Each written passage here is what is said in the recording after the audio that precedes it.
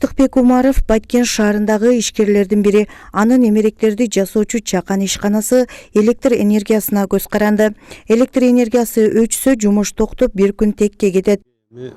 Свет болбосо ишибиздин бардыгы эле токтойт да. Биздин аппараттар полный электр энергиясы менен иштейт. Анан өзү күн кыска болгондуктан свет өчө турган болсо бир күнүбүз жөн эле өтүп кетип атат. Ошон үчүн светтин өчпөгөнү жакшы да бизге.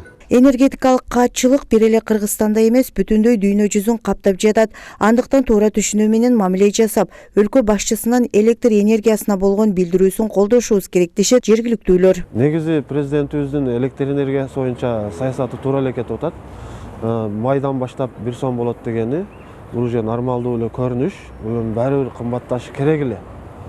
Анан 50 тыйын болуп светин жок отургандан көрө 1 сом болуп свет өчпөсө, кийинки жылдарга светти үзгүлтүксүз берип турса, бул жакшы эле иш деп ойлойм. Свет болбосо жаш балалуу бөбөктөр бар, үй бүлөдө жаш бөбөктөр кыйналат, караңгыда отурушка кыйналып калышат.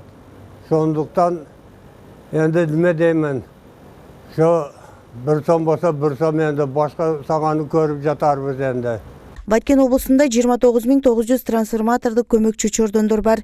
1800дөн ашууну Баткен электр тармактар ишканасынын балансында, 1000ден ашууну жеке жактарга тиешелүү. Кышка даярдык, оңдоп түзөө иштери толук аткарылган. Электр энергияны колдонуучулар көп болгондуктан энергетика таркатуучу каражаттарга күч келип жатат. Автоматиканын иштегени иштеп, ошол өчүп калып атат да.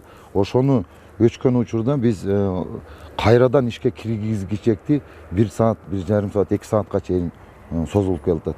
Биз акыркы 3-4 күндүн аралыгында ошондой аныктап чыктык дагы. Бүгүнкү күндөн баштап, мына азыр кечетен баштап, бүгүн уже график кыска мөөнөткө өчүрүү боюнча графиктерди азыр жарыяладык. Баткен облусунда жаңы конуштардын саны өсүп, жыл сайын электр тармактар ишканасынын балансына 1,5 миңден абонент кошулат. Баткен облусунда жалпы 120 000 абонент бар.